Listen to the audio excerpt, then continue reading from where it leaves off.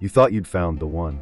The person who completed your sentences, shared your dreams, and made you believe in fairy tales again. You planned forever together.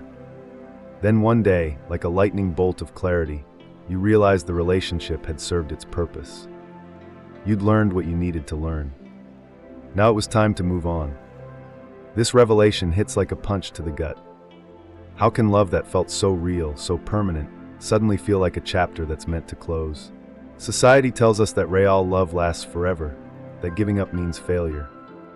But what if some relationships are actually designed to be temporary teachers rather than permanent partners? The idea challenges everything we've been taught about romance. We've been conditioned to measure relationship success by duration, not by growth. When a relationship ends, we automatically assume someone failed, someone wasn't good enough, or someone gave up too easily. This mindset traps us in a cycle of shame and self-doubt. Psychologist Alfred Adler understood that every experience serves a purpose in our psychological development.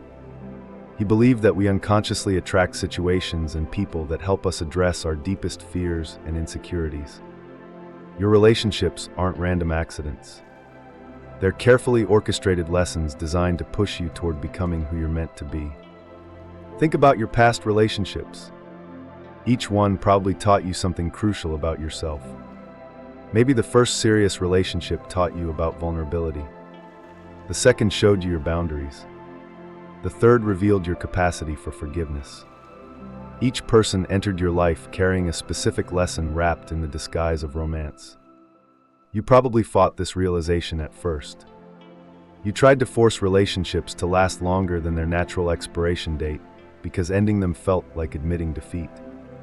You stayed in situations that had already served their purpose because society convinced you that persistence equals love and leaving equals weakness. Carl Jung called this the shadow work of relationships. We attract partners who mirror our unresolved issues back to us. The person who triggers your abandonment fears isn't there to abandon you forever. They're there to help you heal that wound. The person who challenges your need for control isn't there to control you.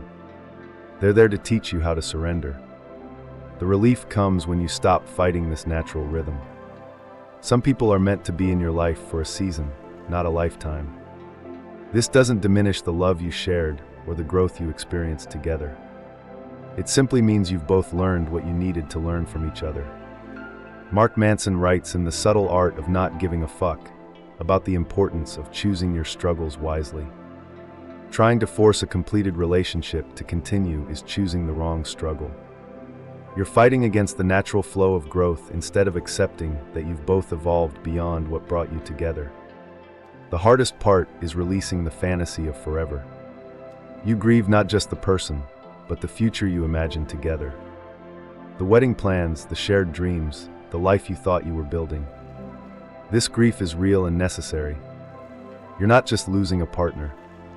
You're losing an entire version of yourself that existed within that relationship. Your friends might not understand when you explain that the relationship ended not because of anger or betrayal, but because it had simply run its course. They'll offer to help you fight for it, to fix whatever went wrong. They can't comprehend that nothing went wrong. Something went right. You both grew into people who no longer needed what that relationship provided. This perspective shifts everything. Breakups stop being failures and become graduations. Ended relationships stop being sources of shame and become sources of gratitude. You start appreciating people for what they taught you rather than resenting them for not staying forever. The freedom in this realization is profound. You stop clinging to relationships that have served their purpose. You stop trying to resurrect connections that have naturally concluded. You start trusting that the right people will stay for the right amount of time, and when they leave, new teachers will arrive. You begin to see yourself as a complete person who doesn't need someone else to provide your missing pieces. Relationships become beautiful additions to your life rather than desperate attempts to fix your perceived brokenness. You love people for who they are in this moment rather than for the forever they might provide. This doesn't make you commitment phobic or emotionally unavailable. It makes you wise. You understand that true love sometimes means having the courage to release someone when your growth journeys diverge. You stop measuring love by duration and start measuring it by transformation. The next time someone enters your life, you'll love them fully while holding space for the possibility that they might be a temporary teacher. You'll appreciate the lessons as they unfold, rather than waiting for the security of forever to enjoy the present moment. Some relationships are meant to last forever. Others are meant to last exactly as long as they take you to learn what you needed to know about yourself.